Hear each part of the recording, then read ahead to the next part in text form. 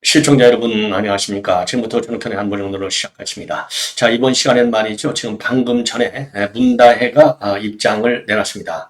여러분들 잘 아시다시피 문다혜는요, 이거 뭐 구속이죠. 그리고 김정숙이 문재인이 부부 구속은 안 하는 게 통상적인 이제 사례이긴 하지만은 어쨌든 간에 문재인의 구속은 이제 피할 수 없는 하나의 사실이 되고 있다. 이렇게 보셔도 무리가 없을 것 같습니다. 그래서 문다혜가 말이죠. 이 넷플릭스 드라마를 빗대가지고 자기를 이 개구리에 비유하면서 왜 내가 던지는 돌을 맞아야 되느냐. 이런 억울함을 호소하고 있는데요. 이거 딱 이 문재인이 자기 아버지하고 이 세상을 동떨어지게 그야말로 별나라에 사는 사람으로 보이는 거. 이거는 어쩌면 부전여전 이렇게 똑같은지 정말 신기하네요. 예. 자, 그래서 이 문다의 입장문을 집중적으로 여러분께 이제 분석해 드리도록 하겠고요.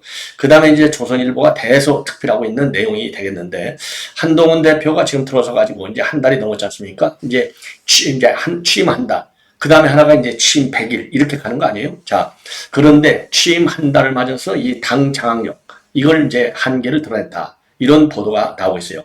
이 결정적인 것이 이제 의정 갈등이 하나가 되겠고, 그 다음에 또 하나는 최상병 특검법. 요 두 장면이 한동훈 장악력의 한계를 드러낸 것이다. 이렇게 지금 조선일보에서 대거 보도를 하고 있습니다. 요 두 내용을 집중적으로 말씀을 드리겠고요. 제가 이제 벌써부터 지금 이제 보도해 드리려다가 못 해드렸는데, 이 강서청의 칼럼, 그러니까 이제 이재명이가 언제까지 독도팔이를 할 것이냐, 이거 다케시마 홍보대사 아니냐, 한마디로 이제 무식하다는 거죠. 왜? 일본은 독도를 분쟁수역으로 만들어서 국제재판소로 끌고 가가지고 거기에서 자기네가 이기겠다. 그래서 영유권을 확보하겠다. 이게 이제 아주 일관된 일본 정부, 어느 정부가 들어서는 간에 일관된 전략이거든요. 그러니까 이게 계속 떨어져요. 분쟁이라는 것은 말이 많다는 거 아니에요. 싸운다는 거 아니겠습니까? 내부에서 지금 싸우고 있는 거예요. 그래서 일본 우익 진영에서 볼 때는 지금 이재명만한 그 홍보대사가 없다는 겁니다.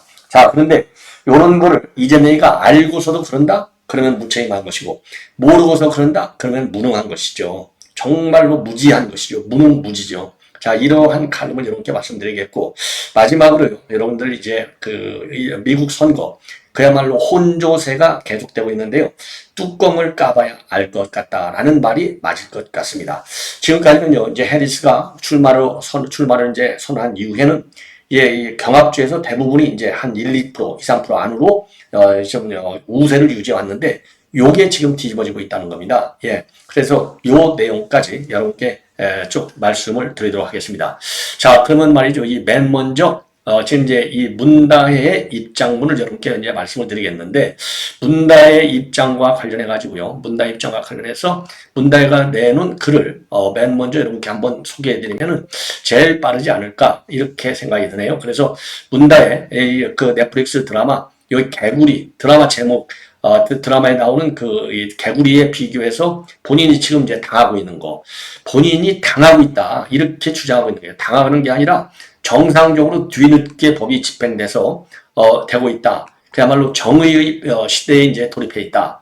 호시전은 가고 있다. 왜? 이원성이가 가니까 이렇게 이제 보여야 될 거 아니에요. 그런데 본인이 개구리같이 당하고 있다고 이렇게 지금 입장문을 내놓고 있는 겁니다. 자, 그래서 이걸 보시면요. 아무도 없는 숲속에서 커다란 나무가 쓰러졌다. 쿵 소리가 났겠는가 안 났겠는가 점점점점. 그 개구리가 되어 보면요. 머리는 빙빙 돌고 몸은 늘어져 가고 숨은 가로치는데도 그 돌을 누가 던졌을까? 왜 하필 내가 맞았을까? 그것만 되풀이하게 돼요. The Frog, 요 대사를 인용해서 이제 본인의 억울한 심정을 지금 실토하고 있는데요. 요거에 대해서 공감하는 우리 대한민국 국민이 얼마나 될까요? 100개문 밖에는 아마 없을 것이고요. 아마도 개딸들은 아주 속이 시원해 보일 겁니다. 예, 왜냐?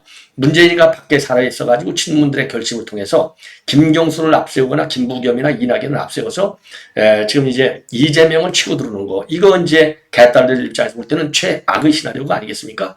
그런데 이 최악의 시나리오가 이 문재인이가 이제 구속되면은 굉장히 약해지는 것이라고 보는 것이죠. 그래서 속으로는요, 이재명이가 이제 어제 조국까지 이제 조사를 받으니까 난리가 났지 않습니까? 자, 그래서 요런 지금 일련의 급격한 사태의 변화는 결국은 이 뭐라 그럴까요? 이재명의 대선 전략으로 본다면 아주 최고의 시나리오가 지금 이루어지고 있는 것이 아니냐. 이렇게 볼 수가 있어요. 자, 그래서 요 내용을 이제 하나하나 조금 더 자세하게 여러분께 이제 설명을 드리도록 하겠는데요. 자, 우선 왜 뭐라 그럴까요? 이재명이가, 그러니까 문다혜가 이렇게까지 지금 나오고 있을까? 예, 이렇게까지 나오고 있을까? 그 의도는 뭐일까? 요거를 이제 우리가 이제 비판해야 되는데, 우선은요, 끝까지 대깨문들한테 지령을 내는 것과 마찬가지예요. 나도 내가 지금 억울하게 정치 보복 수사를 당하고 있다. 그러니까 이재명이하고 조국하고 문재인이하고 똑같은 프레임이다. 억울한 보복 프레임을 갖다 거는 거예요. 조작 수사의 프레임으로 거는 겁니다. 요거는 이미 문다혜가요. 그 자기 계좌 추적할 때도 정말 자기 때문에 자기 친구까지 지금 이제 수사를 받고 있는 그 억울함을 호소한 거 아니겠습니까? 그거하고 똑같아요. 그런데 이제 차이점이라고 한다면은 지금은 이제 넷플릭스 드라마를 인용을 해서 자기가 억울하다. 요런 입장을 내놓고 있는 그런 상황이 아닌가.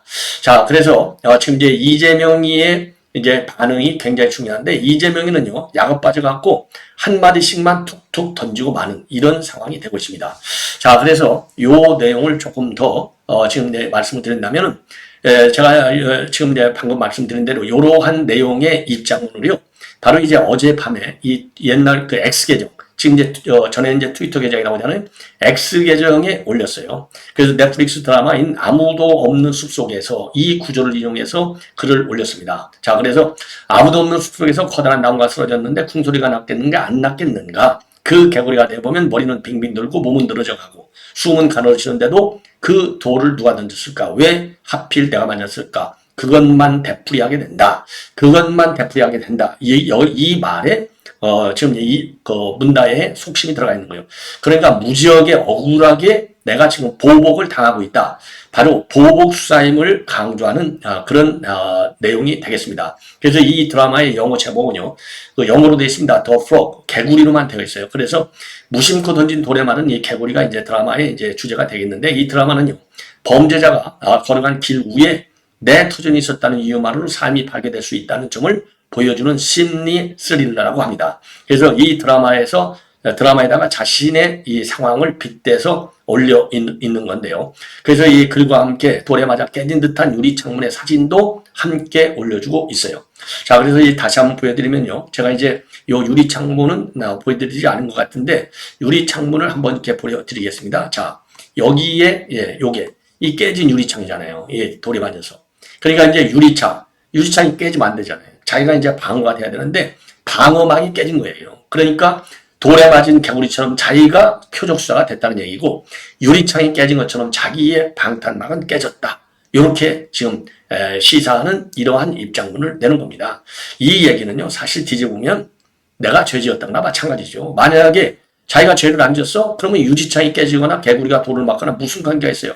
당당하게 가서 조사받으면 될 거 아니겠습니까? 자, 그래서 지금 이제 검찰의 수사 내용을 쭉 보면은 제가 이제 여러 차례 여러분께서 다 아시겠지만은 보도를 해드렸는데, 우선 지난 30일 날 압수수색을 했는데, 문다혜의 집, 서울에 있는 집하고 제주도에 있는 별장을 압수수색한 겁니다. 근데 이제 문제는 뭐냐? 서울에 있는 집은 이제 자기 남편이죠. 남편에 있는 집을 사고 팔고 하면서 이제 본인 집으로다가 해서 구기동 집 팔고 양촌에다가 또 집을 하나 샀죠. 다세대 주택. 그리고서 지금 보니까요.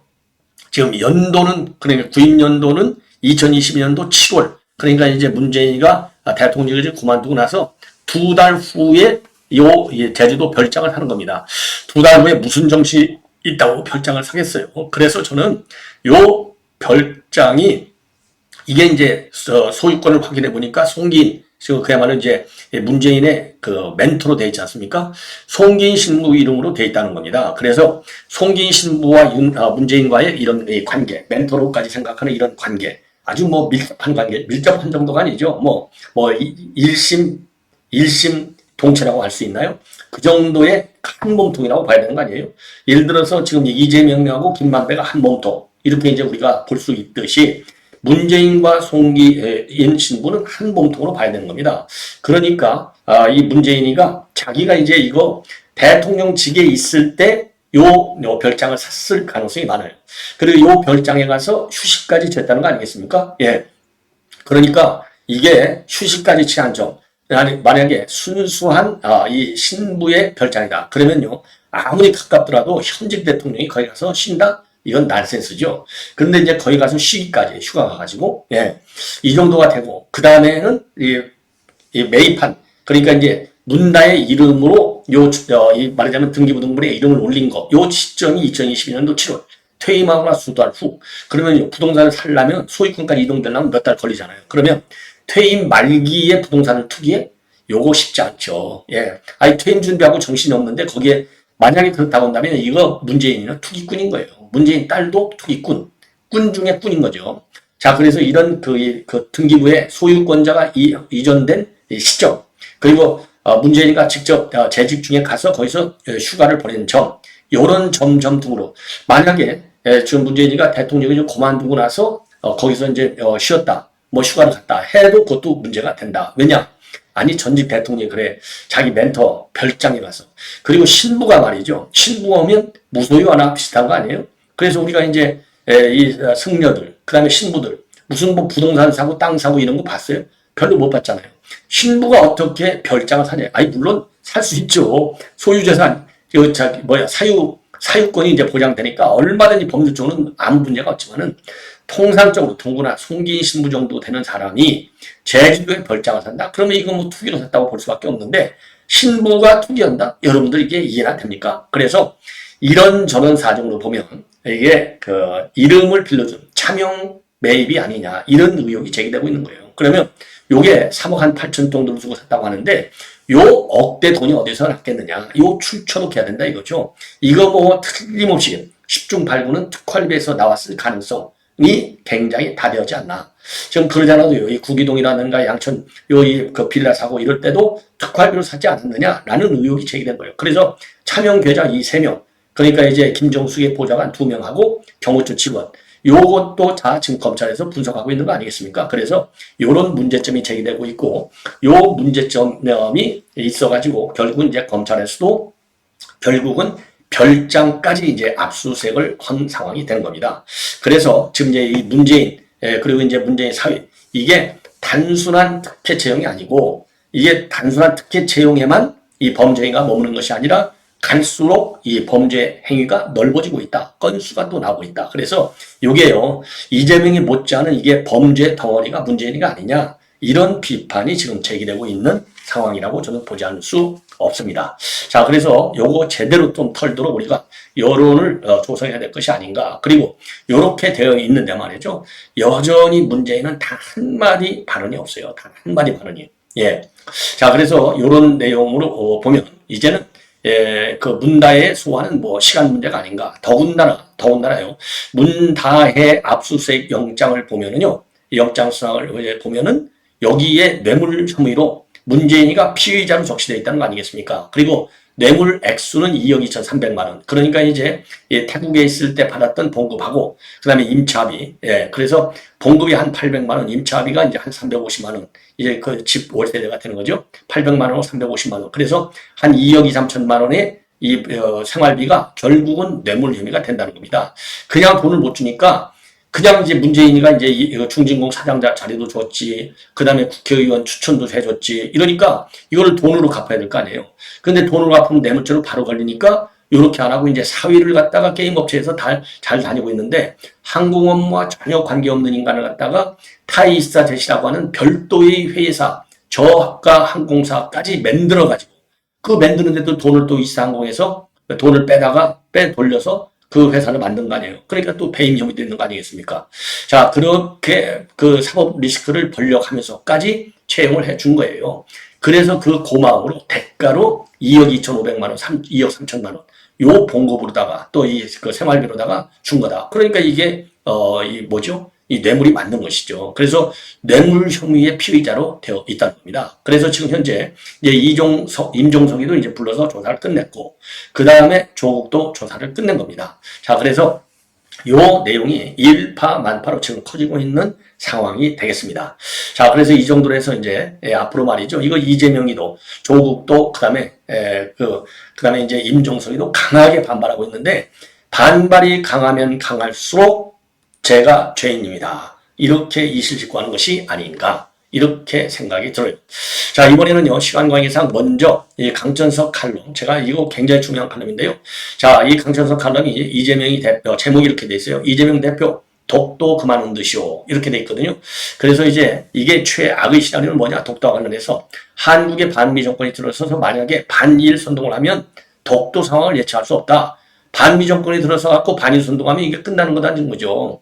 일본이 미국의 지원을 받아서 ICJ니 국제사법재판소로 가서 국제 판결이 내려오면 이거 어떻게 할 거냐 이 얘기입니다. 그래서 이재명이는 자꾸 이제 괴담을 만들어내고 있는데, 요거 마치 이재명이는 일본에서 본다면 일본 우익들이 보기에는 다케시마의 홍보 대사 역할을 해서 굉장히 고마워한다. 이런 취지의 칼럼이 되는 겁니다. 그래서 요 칼럼이요, 이게 이제 상식적으로 여러분들께서도 요 내용도 많이 아시겠지만 조금 자세하게 말씀을 드렸는데, 일본의 영토 분쟁이 이제 세 군데인데, 하나는 이제 사할린하고 홋카이도 사이에 있는 4개의 섬 영유권 분쟁이 있죠. 러시아하고.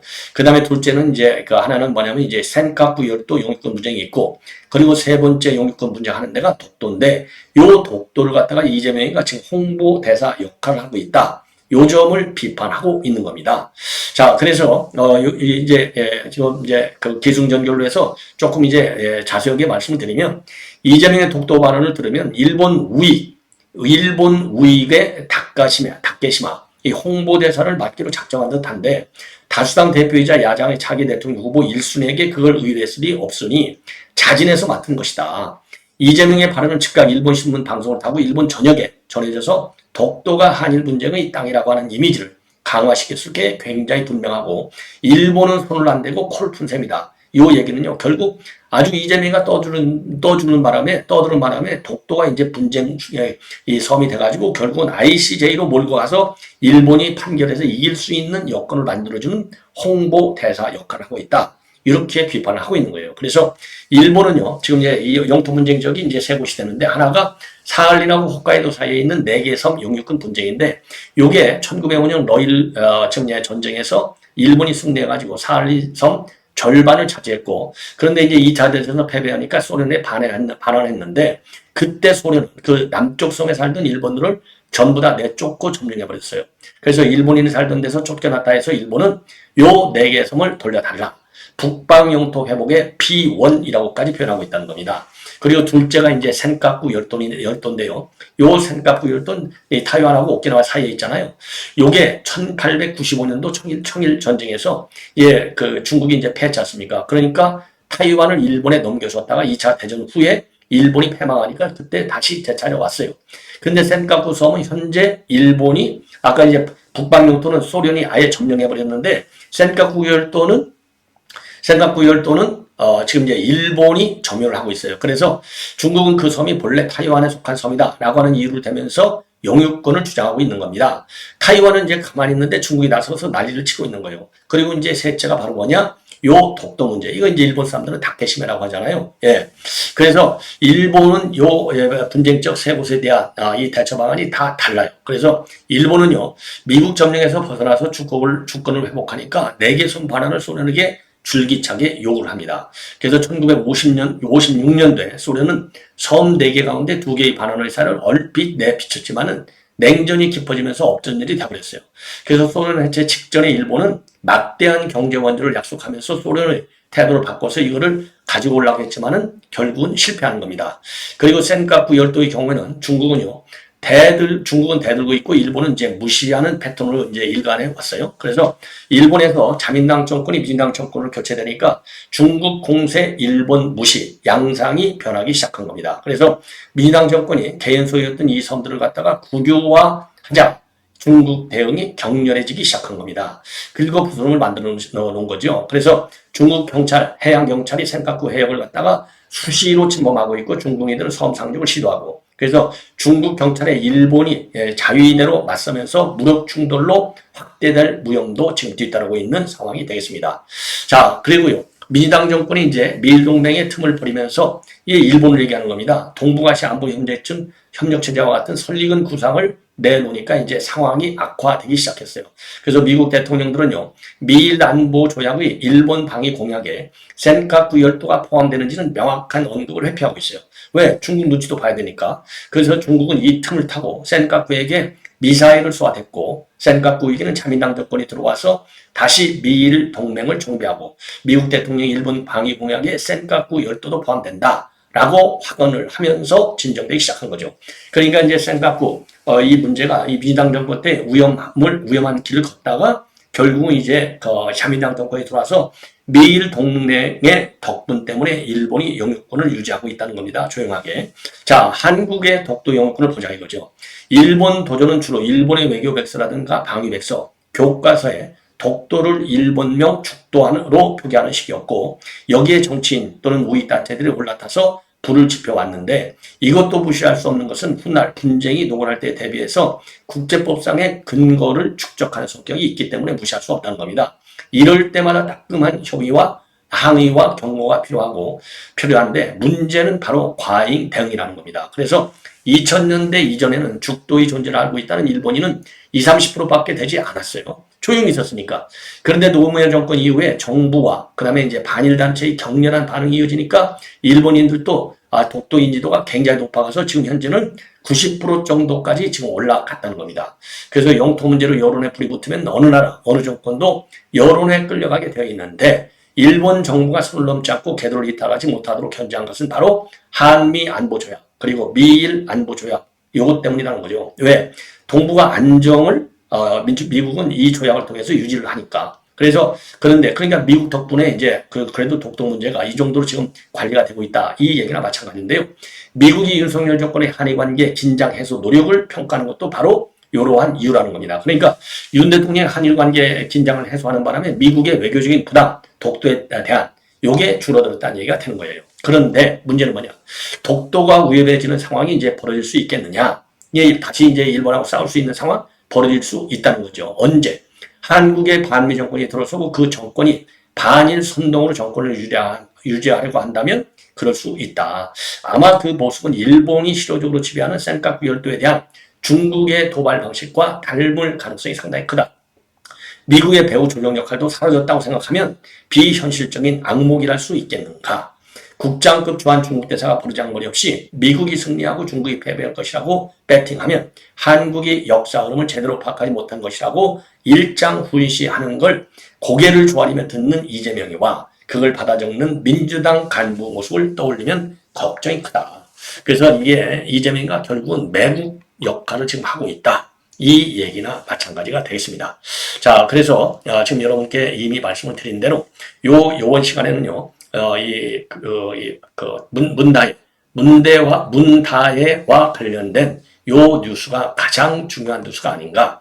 자, 그래서 지금 이제 이 문다해 요거를 빨리 구속을 하고 바로 이어서 문재인 구속으로 넘어가야 될 것이 아닌가. 이런 여론을 우리가 아주 대대적으로 만들어내는 것이 굉장히 중요하겠다. 그래서 지금 이제 야권을 갈라치게 하는 결과적으로요. 그리고 이제 또 문제는 뭐냐? 요게 지금 이제 이상직이 요게 이제 그야말로 대가성으로 이사장직을 낮췄다라고 하는 결정적 스모킹 거는 바로 뭐냐? 바로 조국 당 대변인이 밝혔고요. 그리고 민정식 행정관이 밝힌 거가 되겠습니다. 그래서 행정관이 말이죠. 전주지검의 최근에 인사검증 담당이 이제 불려가가지고 소환 조사를 받았는데 그때 그랬다는 거 아닙니까?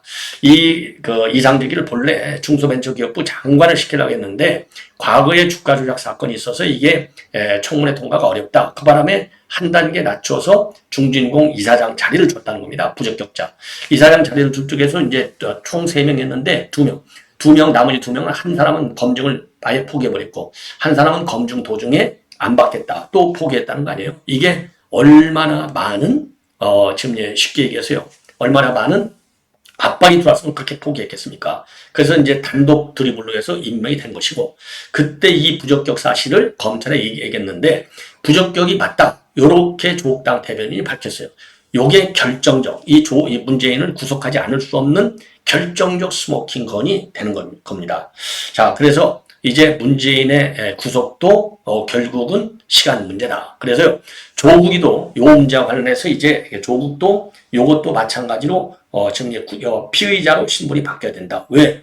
자기는 이상직을 전혀 모른다고 그랬잖아요. 전주지가 출동하면서. 그런데 전주지검 갔다 와서 조국당 대변인이 공식적으로 성명을 해서 이상직이가 부적격자이라서 부적격자로 검증 과정에서 거론이 된 것은 맞다. 이렇게 했거든요. 그러니까 이제 조국도 이상직이를 전혀 모른다고 한 발언이 거짓 발언이 되는 겁니다. 그래서 조국도 여기에 이제 개입이 된 것이죠. 이상직이가 지금 이제 그 중진공 이사장이 되고 그리고 그 대가로 사위가 특채되는데 개입했다. 이 의혹이 사실로 확인되기 직전까지 와 있는 것이 아니냐. 그래서 그러면 조국 민정수석이 아는데 임종석이가 몰라요? 이것도 말이 안 되는 것이죠. 그래서 임종석, 조국, 그 다음에 문재인 싹쓸이 구속이 임박해 있다. 이렇게 결론을 낼 수 있을 것 같습니다. 자, 시청자 여러분 이렇게 해서 본 방송 마치도록 하겠고요. 계속 듣는 저희 방송 여러분들의 많은 시청을 부탁드리겠습니다. 대단히 고맙습니다.